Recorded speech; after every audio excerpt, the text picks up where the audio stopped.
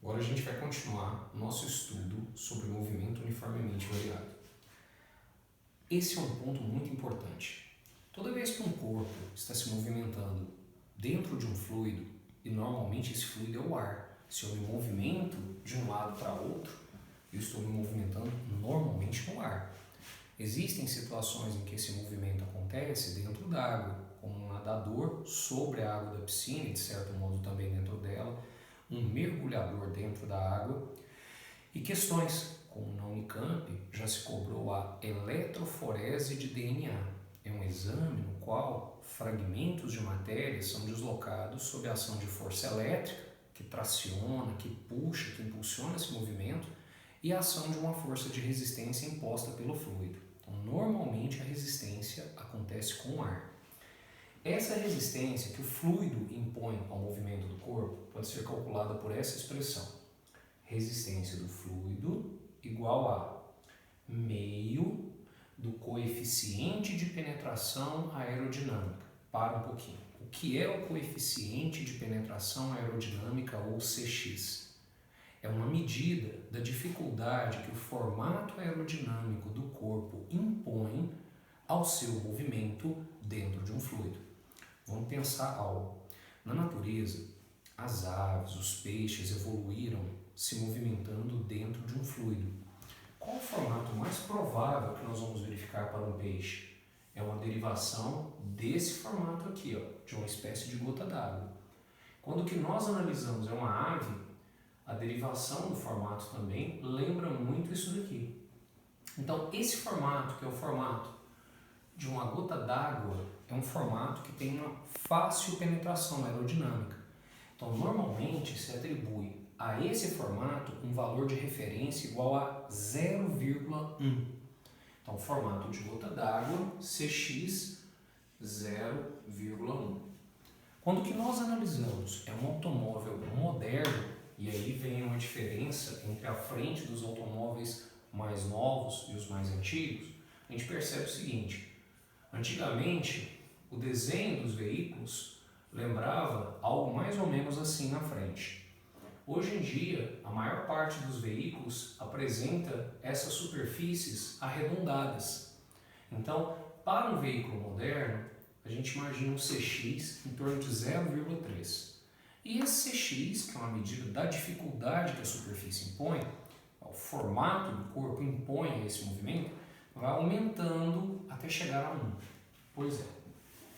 Próximo elemento de referência, A. A é o que nós chamamos de área frontal. É a área que o corpo mostra, aspas, ao fluido que está à sua frente. Rho é uma medida da densidade do fluido. V é a velocidade com a qual o corpo se movimenta. E N é um número, que pode ser 1 ou que pode ser 2. Normalmente, em eventos que acontecem a baixas velocidades, o N é igual a 1. Baixas velocidades seria algo inferior a 1 metro por segundo e normalmente é um fluido muito viscoso, ou até mesmo dentro d'água. N igual a 2 são eventos com velocidades normalmente acima de 1 metro por segundo e com um fluido de baixa viscosidade. Você vai imaginar alguma coisa como um carro se movendo em contato com o ar. Esse é um padrão de referência, que não é adotado por todo mundo, mas é um padrão, é uma referência boa para a gente poder avaliar. Por que eu coloquei esse símbolo de atenção? É porque na maior parte das questões, quando um veículo freia, quando um objeto cai, quando um objeto é lançado para cima, essa resistência é desconsiderada. Mas é interessante nós entendermos que se existir uma resistência no evento, ela deverá ser avaliada. Essa fórmula normalmente as pessoas não estudam, deveriam estudar, por isso eu estou colocando. E o principal é entendermos que a resistência que o fluido impõe está associada a 4 parâmetros: coeficiente de penetração aerodinâmica, área frontal de contato, densidade do fluido e a velocidade com a qual o corpo se movimenta. Beleza? Agora a gente vai analisar os gráficos. Esse aqui é o pesadelo de muita gente, só que se vocês prestarem atenção, você que está assistindo o vídeo, prestar atenção no que eu estou colocando aqui, você vai conseguir se dar bem. Olha só. Gráfico de aceleração em função do tempo do movimento uniformemente variado. Eixo das ordenadas, aceleração. eixo das abscissas, tempo. Como a aceleração é constante à medida com que o tempo passa, o que é que nós vamos perceber? Que a aceleração é representada como uma reta paralela ao eixo do tempo. Se essa reta está acima do eixo do tempo, a aceleração é positiva. Se está abaixo do eixo do tempo, a aceleração é negativa. E essa área é sempre numericamente igual ao módulo da variação da velocidade. Segundo gráfico, velocidade em função do tempo. Eixo das ordenadas, velocidade, eixo das abscissas, tempo. Nós percebemos que, neste caso, a velocidade está aumentando de maneira linear no decurso do tempo. Isso é representado por uma função do primeiro grau. E observa bem, o coeficiente angular, conhecido também como declividade, é numericamente igual à tangente desse ângulo θ, ou seja, é a aceleração desse movimento. Esse trecho representado em alaranjado é um trecho de movimento uniforme e aqui, novamente, um trecho de movimento uniformemente variado. Qual é a diferença básica entre essas duas figuras? Essa curva vermelha apresenta uma aceleração positiva. Quando eu falo curva vermelha, eu me refiro ao elemento matemático. Vamos colocar essa retinha vermelha representa um trecho de aceleração positiva. E essa retinha verde representa um trecho de aceleração negativa. Sempre que nós observamos a área, inicialmente eu coloquei a área entre os instantes T1 e T2, mas eu poderia ter feito assim também, de T1 até T3. Qual é o significado da área compreendida nessa região? Ela é numericamente igual ao módulo da variação dos espaços. Outro ponto que é digno de nota é o seguinte: às vezes nós fazemos uma confusão e que tem que ser eliminada. A gente confunde movimento acelerado com movimento onde a aceleração é positiva. Não necessariamente é assim. Observe a definição. Movimento acelerado é um movimento onde a velocidade em módulo aumenta com o passar do tempo. E o movimento é chamado de retardado quando a velocidade em módulo diminui com o tempo. Então observa aqui, entre 0 e T1, o módulo da velocidade está aumentando. Então esse é um movimento acelerado. E beleza, a aceleração é positiva. Entre T1 e T2, nós observamos que é um movimento uniforme.